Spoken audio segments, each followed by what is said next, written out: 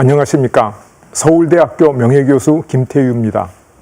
저는 4차 산업혁명과 국가발전 원리를 연구해온 경제학자입니다.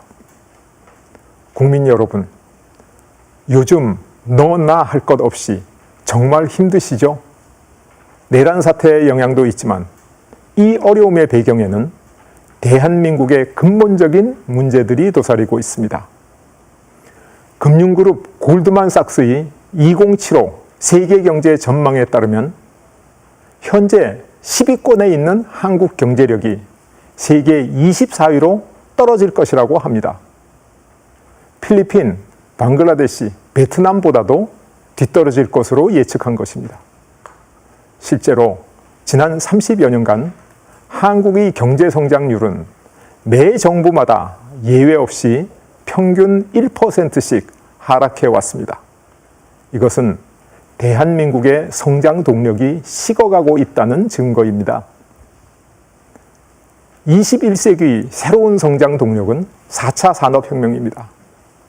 그런데 우리 경제가 계속 어려워지고 있다는 것은 한국의 4차 산업혁명이 성공적이지 못하다는 것을 의미합니다.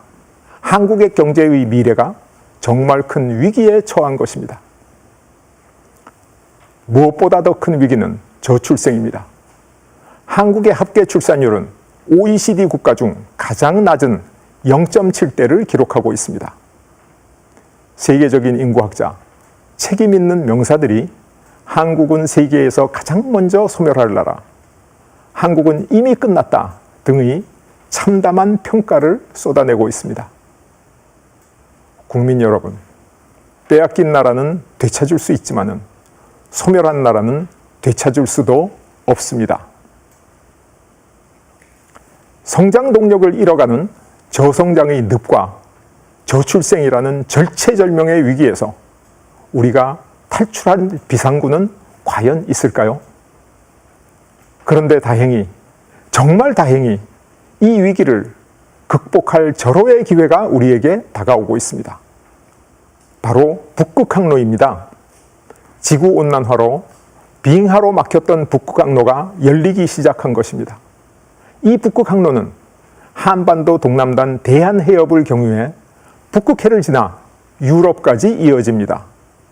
기존에 이용하던 남방항로보다 거리와 운항 시간이 약 30% 정도 단축된 바닷길입니다.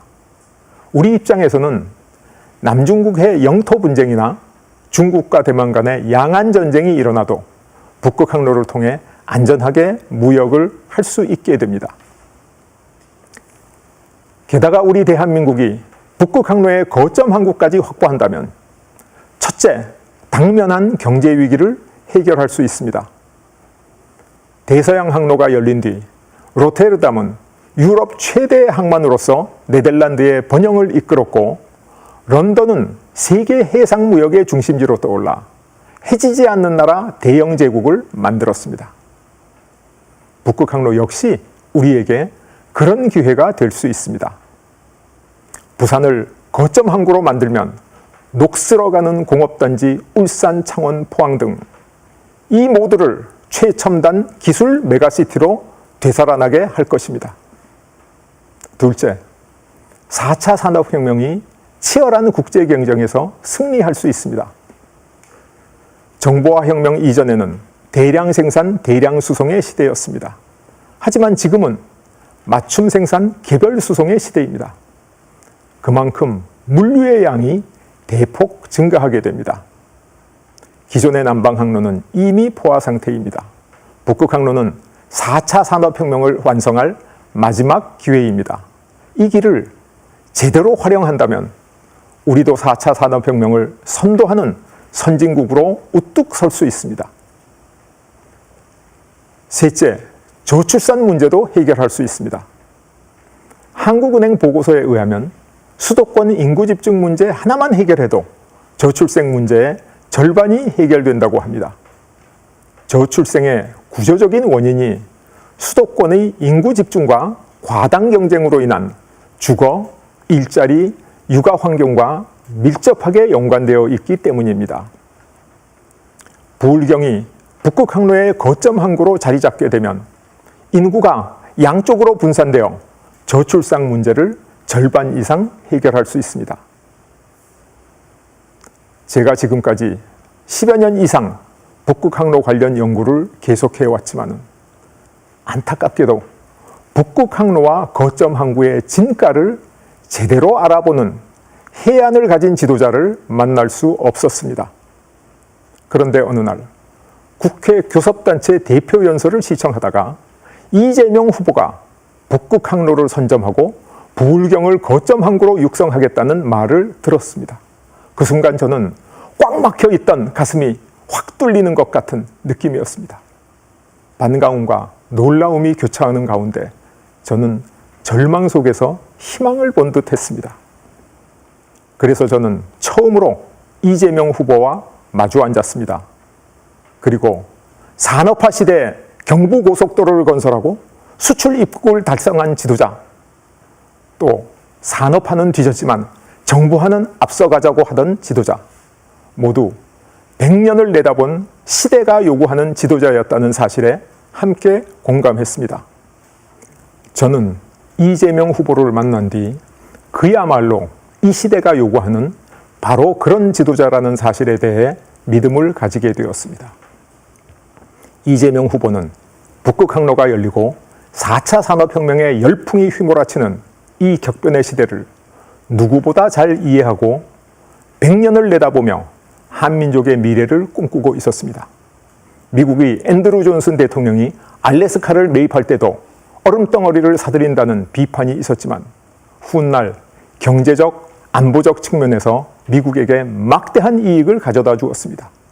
트루먼 대통령이 그린랜드를 매입하려고 했던 것도, 최근 북극 항로를 겨냥해 다시 매입에 나서고 있는 것도 100년을 내다본 포석입니다. 그런 지도자가 있는 나라 미국이 선진 강대국이고 그런 지도자를 지지하고 성원하는 국민이 선진국 국민입니다. 저는 지금까지 어떤 선거에서도 특정 후보를 공적으로 지지한 적도 반대한 적도 없습니다. 제가 전념해온 4차 산업혁명과 국가발전 원리는 가치 중립적인 정책입니다.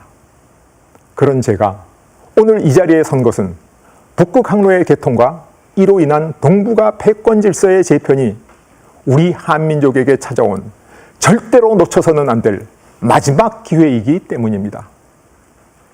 우리가 이 기회를 한 번 놓치고 나면 북극 항로의 거점 항구, 그 경제적 풍요와 국제안보적 위상 등 모든 혜택을 이웃하는 중국이나 일본에게 영영 빼앗기고 말 것입니다.